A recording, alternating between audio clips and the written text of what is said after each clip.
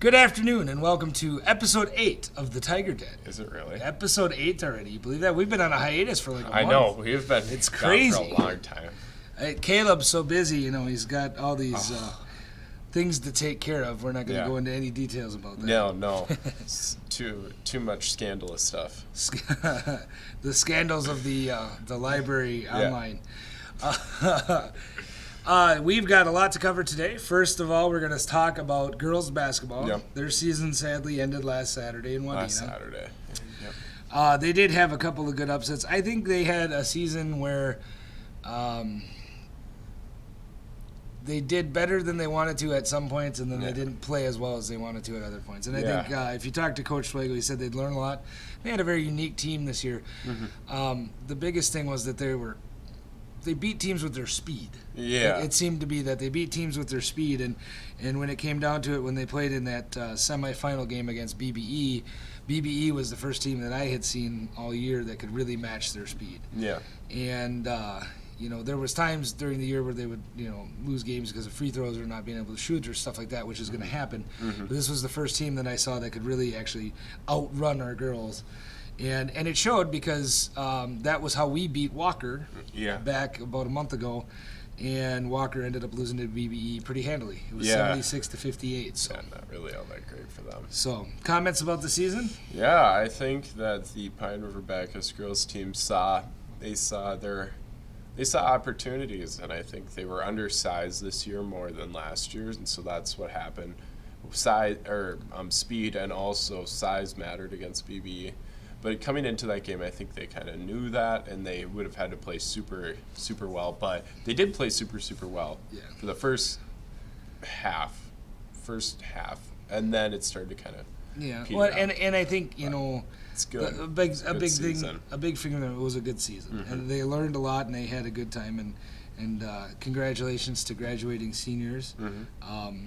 Sydney Lodge and Emma Barkis. Emma B. Barkis. And Bella was there. And Bella Netland. Bella Netland, yep. Next, we're going to move on to speech. Mm-hmm. And since I know so much about speech, I am the resident expert on speech. I thought I was. They talk and they do other stuff. Yeah. We are going to invite this afternoon's guest with us, our Pine River speech coach, Miss Jennifer Anderson. She's going to talk and brag about her kids. So, welcome. Thank you for having me today. So, first of all, if you could just give us kind of a recap. First of all, let's explain to everyone what exactly speech is, because I know the basics, but what goes on at a meet and stuff like that, and what the kids are preparing for. So, speech is a Minnesota State High School League activity with 13 different categories, and they fall into 2 different genres, I guess. Acting or interpretive categories, otherwise public address, so giving people information, those kind of things. Typically at a tournament, kids have 3 rounds of competition. It's them and 6 or 7 other students from other schools. They go head to head in those 3 rounds, and then if they do well enough, they advance to finals. So in speech, you want the lowest score. So a 100 is the best you can get. The 1 is your rank in that round, and the 100 is the percentage. Okay. And so percentages usually break ties and things like that. Okay, awesome. Well, and how many students do you have that participate in speech right now, top to bottom? Because you have a junior high and different levels. So 7 through 12, right now we have 17 on our team. Awesome, nice. Awesome. Yeah. And who have been some of your standouts for the year? Kansas Tilbury is always solid. She's been in speech for forever. She's doing informative speaking this year on fear, the science of fear, which is really fun. She's got a couple really Kansas-like elements in that. And inform can sometimes be a very dry category, but she brings her sense of humor and her really good interp skills to it, so she's fun to watch. Michaela Williams, her first year coming out for speech, and she's had a phenomenal season in poetry. She just has a natural rhythm to her speaking, so she's doing really well. And then 2 of our duos are doing well. There's only 1 category in speech that's 2 people. It's dramatic duo, and they do a scene from a play or a movie. Cody DePlazes and Randall Yost are doing really well with their duo. And then Elena Sabas and Molly Atkins are doing well with their duo as well. Well, and I think you've had a couple of meets where you've actually taken home some ribbons and some first places. And we have. Kansas has had a first place this year. Randy Yost has had a first place in storytelling. Cody and Randy have taken first place in duo. Molly and Elena had a first or a second. We also, at Bemidji this year, which was a big deal, we got the second place trophy in the small team category. So that was exciting. And I you know, I'm going to go out on a limb here and say this is your, what, third or fourth year doing coaching speech? My third. Third. And I think of the 3 years, this is probably, at least rankings, results-wise, probably the best one that I've seen. Oh, for sure. There's been some great individual performances over the last couple of years, but as kind of an overall season, I think this has been great. And you only have one senior, correct? Just Kansas? Just Kansas, yep. So it's going to be really hard to see her go. She's also one of our team captains, and she's such a strong leader on our team. But we're looking forward to the legacy she's leaving behind and continuing to build on what she's built here. Gotcha. And what do you guys have left for your season now? So this band trip and spring break is throwing us for a loop a little bit. So we have Purim. Blame Caleb. Yeah, it's all Caleb's fault. It is. We have Purim on March 14th for those kids that can go, and then we have Grand Rapids which is an invitational. Then we the next weekend, which I think is like the 28th of March, we have subsections. Sections the week following, and then for those kids, if they would advance to state, that's 2 weekends from then. So the subsections you have to place there to advance to okay. Yes, Gotcha. yep. So the top the top 6 kids from our subsection would advance to sections in each category. Okay, awesome. So they go, and then so there's 18 kids then. That would be at the section tournament in each category, and the top 3 go to state. Awesome. Yeah. Awesome. Well, we wish you the best of luck and with your stuff. I mean, it's a long season. It is. It's a long, and I always enjoy when I'm walking out the building at 4:35, 8 p.m. or whenever it is. But I walk past all the kids down in the hallway, and they're always working on their speeches, and I get the evil eye from Molly Adkins sometimes. Oh, she's got a good one.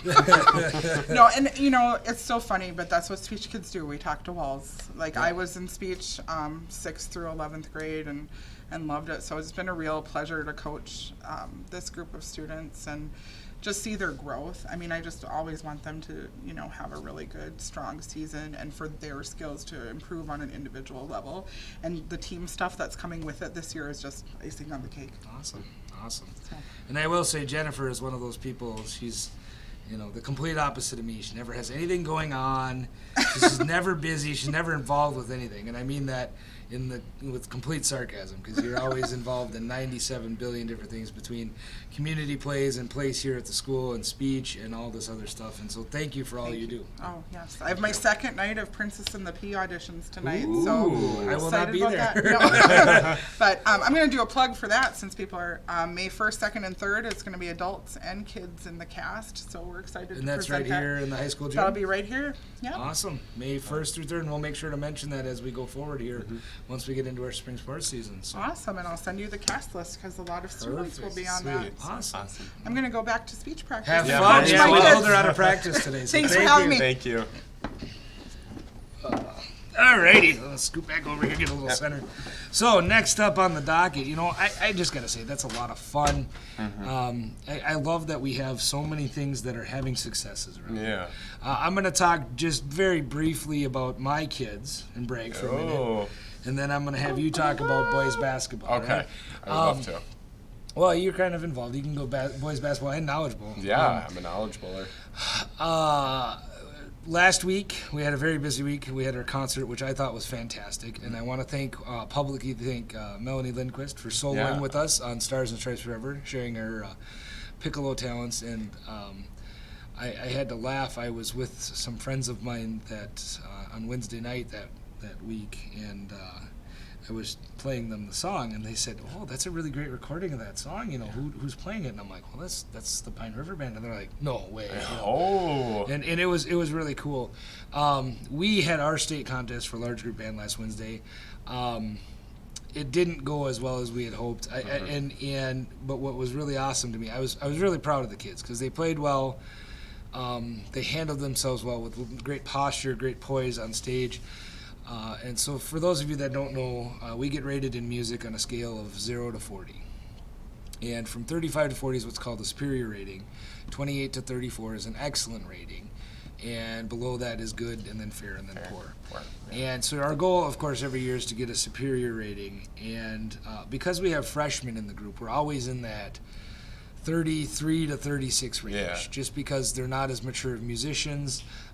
When I was in high school, our group was 11th and 12th graders, so we were able to play a little bit more difficult music, and it was just a different sound.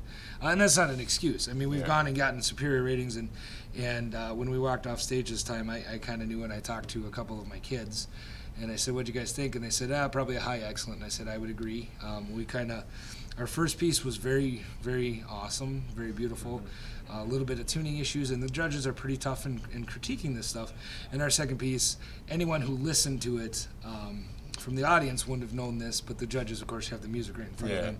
And we did lose it a little bit in the middle. It got a little off and this and that, and we did recover. That's one of the good things about our kids is that they knew that it was off, they knew that it was wrong, and they did what they needed to do to get back on. But unfortunately, that's going to cost you a couple points. And even so, we got 234s. So we were right on the border, right on the cusp. We had 234s and a 31, and that was about right where I thought we should be. I mean, I was hopeful maybe we'd sneak a 35 in there and get a superior, but we knew it wasn't our best effort. But what was great was the kids go, "Well, it wasn't our best effort, but you know what? We're pretty proud of the work we've done and this and that." And the one thing I really want to compliment my students on is we've been working a lot this year on our sound.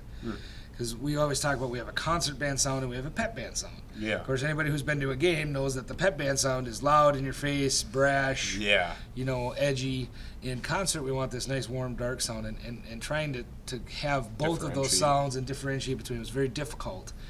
And so I had a couple of other directors that came from other schools. Lisa from Wadena was the one I remember. And she came up and just said, that's the sound was the best I've heard from our groups, and I was very proud to hear that, because that's one thing we've always struggled with, and one thing we really work on a lot is sound and tuning. And our tuning, I think, could be better, but the sound was really great. And I love that I get the kids that they want to go and they have fun and we enjoy it and they put their best efforts forth. And sometimes it doesn't go your way, and that's what it is. So, But yeah, now we have in the month here, we got 3 weeks of contests right in a row. Ooh. So starting on March, I want to say it's the 25th, is Choir Large Group. Yep. Which is in New York Mills. Ooh, I don't like that place. Well, they have a Subway, that's all right. Yeah, that's pretty nice. Casey's, I think they have a couple statues too. Somebody that was famous for doing something. Probably. And then the week after that, we actually host our solo ensemble for band here at Pine River. So we'll have 10 schools coming in that day, and it'll be kind of taking over the entire building here on this end of the building, the library and the weight room area and all that. Is that a weekend? Nope, it's a Wednesday. Oh, really? So we'll still have school going on, but it'll be kind of a chaotic day, but a fun one. And then the following, the April 8th, then is the choir solo ensemble, and you guys are in Monaga this year. So. Monaga? Really? Yep, and then we move on. We have a move-on day, like she was talking about with subsections and sections. We don't have a state. We just have a subsection and a section, and our section represents the state contest. So, but so this is technically the subsections that we'll be hosting here. And then we do have a move-on day, which is our section contest in Fergus Falls, which takes place in May for anybody who gets a superior at subsection. So, anyways, on to that. We have our boys basketball playoffs start tonight against Verndale, right? The Verndale Pirates. All right, take us away, Caleb. Okay, so so basketball season this year has been going. It's been going. It has its ups and downs, just like the girls' basketball team. But you can never really expect to have the perfect season. If you do go in with that expectation, you'll always lose a couple games. We, as the boys' basketball team, we're an interesting team. We have a lot of interesting players. We have a lot of good players and just a lot of interesting nights too. Some nights we're there, some nights we're not, but that's like every team. But I think we should, as long as we put our pedal to the metal and not take it off the gas, we should be able to go beat Verndale tonight, or whenever we watch this. We'll beat Verndale, and I think then we'll play BBE in Wadena, Minnesota on Saturday, and that's going to be a lot tougher game. They're a lot bigger kids, and so it's going to be an interesting game to watch in Wadena. Yep. One thing we should mention about this, they did hit, Nevis is the number 1 seed. You guys did have a very big upset of Nevis here at home. You split with them. Yep. The other time they played them was in it was in Pillager for the holiday Pillager tournament. tournament. But that was it was a really, really fun game to watch, back and forth, and I believe, did Brady pass the record? Yeah, So the boys basketball boys- school record. Yep. School record. So congratulations. We should mention that Brady Raff will, at the end of the year, obviously we don't have his cumulative point total yet, Yeah. but he will be the new Pine River Bacchus record holder for points. For boys. He has surpassed him for the boys, and congratulations to him on that. And I know he's been a phenomenal player to watch. I've seen a couple things watching some of the bench players that and really, really kind of fill in roles, such as Brady Bristow, who I think, does he start sometimes? I think he's back a and forth. full starter. Is he now a full starter? But he wasn't for the beginning part of the Yes. year. But you got, there's that kind of crew with Ryan and Brady, and you've got Casey Markham in that group that and I've said that all year long, you're going to get your points from Brady, you're going to get your points from Louis. You got to have those other ones that are scoring in order to be successful. They've got to be making that, and I think those are the differences in those games, and it's been a fun team to watch this year. Very, it just seems like nothing ever gets them down. It's like, you're down by 17. It's like, all right, here we go, and we're gonna work. Or if you're up by 17, it's like, oh, here we go, And so it's been kind of fun to do that. So, I have a question for you. Yeah, what's up? Can February March? I don't think so. No, but April May. Oh, I like that Oh, one. that's That one was pretty good. That's a pretty bad joke. I like that one. What do we got left here? Knowledge Bowl. Knowledge Ball. So I'm going to mention here, first of all, Junior High Knowledge Bowl. They had a pretty successful season. They had a fantastically successful season, and like Madame had talked about last time, most of the teams have 9th graders on them, and they're a true junior high team. This was just today, actually. They had their regional and their final meet of the year, and they placed sixth place out of 41 teams, and there was a note on here that said it was such a bummer because the top 5 teams get trophies and medals and stuff like that, and they missed 5th place by 1/2 of a point. Yeah. And she also noted that 4 of the 5 teams were from Brainerd, and then 1 was from Pequot. Yeah. So, and Brainerd's a pretty big school, and I know they were using 9th graders. So, well, Brainerd, the thing about Brainerd is you see it in junior high and senior high Knowledge Bowl, is their coaches they have in place that are really good. I can't remember his name off the top of my head, but the senior high coach they have up there is really great. He's a really good coach, and they always bring some of the best teams.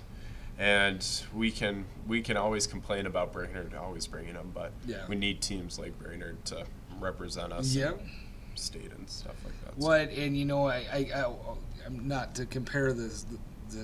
I mean, I'm going to compare it, but not to. And this is Hershey. If you watch, this is for you. It's kind of like having the Alabama, and I would switch that Clemson. It's like having the Clemson Tigers. No, it's like having Alabama, where in the SEC everybody's always clamoring to try and beat Alabama, and Alabama's going to win a good amount of the time. Except for this year, 15th. I didn't mean that to be there. Oh, sorry, yeah. Sorry, Hirsch. Whoops. But they do. They're always trying to beat. They're the generally they're going to be the perennial team to beat. At least they have been for the past 10, 12 years. And it's that old adage: if you're sick of seeing them at the top, go beat them. Yeah. But they are going to get the better players because they're going to be able to recruit. And that's not saying Brainerd's recruiting, but with Brainerd they got more to pick from, and they're generally going to be better and good on them. And let's get go and beat them. That's the name of the game. So, let's see. I got a couple more for. What do you call a rabbit with fleas? I don't know. My favorite character, Bugs Bunny. Knock knock. 15. Oh, what? Knock knock. Who's there? June. June who? June, you know any good knock-knock jokes? No, I don't. I don't actually. either. No. I don't. My favorite thing, this is a dad story. My dad used to, whenever you tell him a knock, he'd say knock-knock, and he'd go, enter. that was funny. That was, after his stroke. It was pretty funny. But, knock-knock, nobody's home. Come back later. Last thing we want to talk about today, actually, we got something else that we do need to mention is that the competition for robotics is taking place now. Oh, is it actually? I think it starts today or tomorrow. Oh, it must be. I know they were going to try and run a fan bus tomorrow to watch robotics. And so that's we will try and get somebody on our next episode here, perhaps Mike Shetka, to come and talk about robotics and this and that. And we are getting into our spring sports season here. Yep. I know track starts next in a week Wednesday. or two. Yep. Or no. It's 2 weeks. It's after spring break Monday. Yep. I think that's when softball and baseball start too. Yes, but they are eligible to start this week. We're just on spring break. Oh yeah. Track is eligible to start this coming week. But yeah, all the spring sports are going to be starting up here. Yeah, very fast. I know I'm coaching baseball again, and I'm excited for our team. We're going to have a young but a very Fun team. promising team. Yeah. And you run track. Are you going to be doing track this year? I will be. I'll be there. What do you generally do in track? Oh, last year I was a 4x8er for a while, a 4x4. I think I didn't run the mile, but then I did disc, and I think that's about it. But I'm gonna go primary throwing this year and just do disc and shot. Right on. Good for you. Excited. Yep. And we shouldn't leave out too boys and girls golf. Yep. We'll be starting. I've seen some of the boys up hitting on the simulator up in the old weight room, and it'll be fun. It's going to be a great spring sports season. It's always a great season because it's always a little more laid back. Yeah. But you're in the sunshine. You're not in all this draggy Yeah, snow and Speaking of not being in snow, I'm going to the Caribbean in 2 days. I know. Our band tour is going on a Bahamas cruise. It's going to be Bahamas. excited. Band and choir, and I'm very excited for it. It's been a heck of a lot of work. Yeah, that's what I hear. A lot of paperwork and a lot of organizing and this and that, but my reward is watching those kids have fun, and I think it's going to be a great trip. We are going to perform on the ship, so. Is this more, okay, was New York more work, or was this one more work? I think that Or they both? 6-1, half a dozen the other. I think this one has been more work as far as making sure that we have our ducks in a row, simply because we have the customs aspect of it. So we have to have either a passport or your identification, and that making sure. And me, I worry that because my rules. What is it? Rule number 8. Kids do dumb things, but they're kids. Yeah. So. And truthfully, I'm really worried, and still to this day. So the ticket to actually get on the bus to go is their ID, because I don't want somebody there, and then that says, I don't have my ID with me. We can't go. You can't get on the ship, and so I think that's been a little more stressful for me. Okay. As far as the logistical stuff, the company that we go through has been really good about taking care of that stuff, and I think it's gonna come off without a hitch. We got a 3-hour block of time that we're gonna be performing. Ooh. So the band will be performing for about 45 minutes or so, and then we'll have a little bit of a changeover break, and then the choir is going to be performing, and we will have a judge that's actually going to be adjudicating us while we're there. And last I heard, there's going to be somewhere in the neighborhood, and this may change, but Megan had said there's going to be somewhere in the neighborhood of 14 different high schools on this this trip that are going to be performing at different various times, and Mr. LaFlamme is going to be judging all of them and adjudicating them, and then there's some different awards that they give out and this and that. Oh, cool. And then we have an hour block after the band and choir are done, and included in that 2.5 is our setup time and our transition time. But then we have about an hour of a block where, because we're starting to work towards our solo and ensemble, I will actually have some of the kids that are going to be able to play their solos, and we know they're not perfect. They're not concert ready yet. They're not performance ready, but they will be able to go and basically have a lesson. Yeah. And say, okay, this is great. This section needs some work. Here's some things you can do, and I think it'll be really great for those kids to be able to do that. Yeah, that's awesome. So I'm excited for that. All right, should we get to it? Yep. The last thing we got to talk about. I'm not even gonna hold in suspense. I know everyone knows we want to congratulate Connor Tulinchek and Caleb Rule. Yep. Individuals that made it to state wrestling. First of all, let's congratulate the team. Yeah, they did a really good job. They did. I believe they lost in the semifinals to Detroit Lakes, who was the eventual section champion, which, talking to Coach, was a very tough matchup for them, and it showed. They got beat fairly handily in that match, but I think if you talk to the coaches, they would say that this was a fairly successful season. Yeah. A couple kids getting 100 wins, and 2 individuals making it to state, and 2 others that were wrestling in the last match to go to state. Yeah. So I think that's a very successful one. It shows well because none of those kids were one. I guess Josh was a senior, but 3 of those were underclassmen that'll be wrestling again next year. Yeah, which is exciting. Awesome. Caleb won his first round. Yeah. Had a fairly good matchup, and then was sadly lost to and was out. I think he placed. They didn't place. He didn't place in state. He would have gone onto the consolation side and wouldn't have made it into the top 6. But Connor. Yeah, he got second. He got second place in state, and the road that he took. I got a fun story to share with this. So the first kid that he beat was the number 2 ranked. And Connor, I looked up the rankings on the Guillotine, which is the website that keeps track of. Oh that. yeah. Not the weapon. Yeah. Okay, number 5. 6, but Connor was ranked number 8 in the 145 class, and he beat the number 2 in the first round. And that was an overtime. That was a battle. It was a 3-3, went to overtime. He got a takedown and ended up winning. He won his second round match fairly handily. In the semifinals, he went against the number 3 seed. And this is the story I want to tell because it's a good story. It was a Saturday morning, and he was wrestling the number 3 seed, and it was tied 3-3 if I remember right. He had been down 3-1, and I think he got a takedown. And it was tied 3-3, and I was sitting at my kitchen table on my laptop, and I was doing my homework for my class, and I had to take a test. Well, I didn't want to start the test until after Connor had gone, and so I was doing my practice tests and studying and this and that, and so I was watching it in the background, and then I heard he was up next, so I pulled it up and I'm watching it, and I didn't realize. So at my house, my kitchen table's like right here, and then I have a like a French door, glass, and then my deck, and then it's my backyard. So I'm right in that back corner of my house, and I didn't realize that there was a doe sitting out in my backyard. And in the third period, Connor pinned the kid, and he flipped him, and I screamed so loud that the deer through the window heard me and took off like a banshee out and over there, and it was funny because he hit the fence, took down a piece of my fence, and he went tumble. Oh yeah, it was just a mess. But so congratulations to Connor on that. And then he ended up in the finals. Tough one. I mean, the kid that he was going against was the number 1 seed.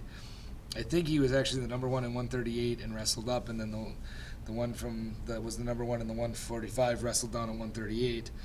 They switched. They were both from Simley, who had I think 8 or 9 kids in the final. Basically a team. And they won the team this year. I mean, they're the AA powerhouse of wrestling, and so no shame in losing that one. And especially as a sophomore, I mean that's just awesome for him. And I hope he can keep it going and get back there next year and hopefully get what would be the second state championship for an individual. He's got 2 more shots at it, and I think he's got a very good chance to it. And from what I understood from talking to Keenan Dahl was that the kid that he wrestled in the championship as a junior is already committed to Iowa for wrestling. Yeah, so, big powerhouse. Yeah, he's a big deal and a tough opponent, so that was awesome.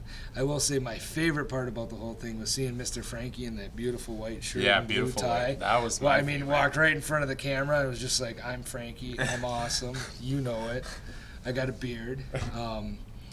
But it was really fun to watch. And wrestling's one of those sports that, it can be difficult to watch, especially if you don't know what's going on. Yeah. But it's really exciting when you do know what's going on. And the more you watch it, you get the arm bars and there's all these moves and it's pretty exciting. So yeah, it's a lot of fun. Final thoughts for the day there, Mr. Travis? No, I don't. I'm tired. You have sounded tired. I've kind of taken the lead on this one because I could tell you were a little bit out of it. Yeah, I'm not here tonight. You won't see this on the edited version of this, but when I walked into the library, Caleb was in this position. I was sleeping. Sleeping down here. It's that grinding time, right before spring break, and it's just busy and everything is full force. Full force, yeah. And it's we're getting close to the end, and everybody's gonna kind of feel it. So let's see if I can find one great joke to end the day with. Ooh, I like this one. Okay. What does the Easter Bunny order at a Chinese restaurant? Hop suey. Oh. Oh, that's horrible. Chop suey. I love that Chinese food, one's bad. though. It's fantastic. I do too. You a Chinese fan? Yeah, I am. Sushi. Oh, that would be Japanese, but okay. Oh, is it really? I don't know. Somebody We'll ask. email us and let us know, but I'm Yeah. pretty sure sushi is more Japanese? I think it's kind of all over. Oh, okay. Well, But why did still I say like it. somebody email us? I have a phone right here. Yeah, I like Sushi is. I like Chinese buffets, from- but I have not. Yeah, we had sushi in Canada. This says Tanzania. I don't think that's right. that's I think right. I misspelled sushi. Aishi is from Tanzania. So if you want some Aishi, Aishi. Oh, it is Japan. It is Japan. I was pretty sure Okay. that it's they take okay. credit for it. But I do know that Chinese people do enjoy it. Yeah, It's in I China, love too. My favorite personal thing, I love me some orange chicken. Oh, me too. Orange actually. chicken, sesame chicken on a bed of fried rice. Ooh. Yeah, that is good. I haven't had it in a long time, but that is good. So we will do another episode after spring break, and we will hopefully have some of the I think we should plan on doing an all-athlete special, feature some of the athletes from the winter season. Yep. Hopefully try and maybe get Connor, Caleb, Brady, some other people, Sid Lodge on here. And we'll do a lot less. We won't have a lot to talk about as far as results go. Yeah. So we'll do some more interviews and get some talk. candid looks We'll at chat. get some candid looks with some of our student athletes. So again, as always, thank you for watching. Stay classy, San Diego, Stay classy, Sandy. and have a wonderful spring break. You too.